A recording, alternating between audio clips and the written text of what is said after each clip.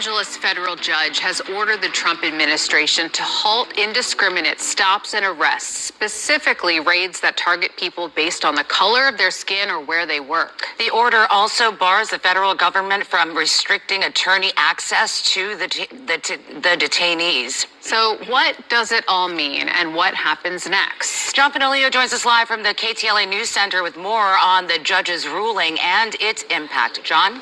Sure, in court, this ruling came late this evening. The federal judge in this case granted 2 temporary restraining orders, directing federal agents to stop racially profiling suspected undocumented immigrants and to ensure that those who have been arrested have meaningful access to attorneys. The judge is essentially calling the government's conduct not only troubling, but possibly unlawful. After weeks of aggressive immigration enforcement, tonight, a federal judge is stepping in. In a strongly worded ruling, U.S. District Judge Mame Frimpong temporarily barred federal agents from targeting immigrants without clear cause and demanded they stop denying legal access to those in custody. The decision follows a lawsuit from a coalition of civil rights groups, including the ACLU of Southern California. So there are 2 restraining orders that we sought and which she granted.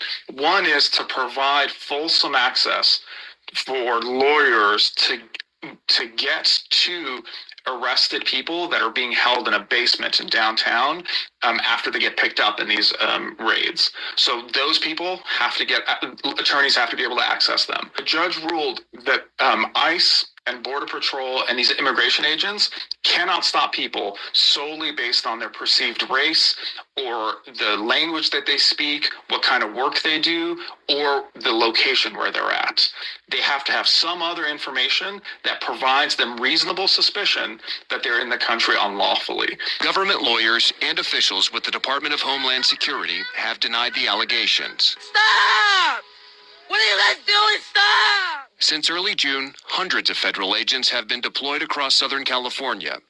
Arrests have taken place in parking lots, job sites, and on sidewalks, many incidents captured on bystander video. The judge specifically called out what she referred to as, quote, roving patrols and racial targeting, saying those actions likely violate the 4th and 5th Amendments, writing in part, what the federal government would have this court believe, in the face of a mountain of evidence presented in the case, is that none of this is actually happening.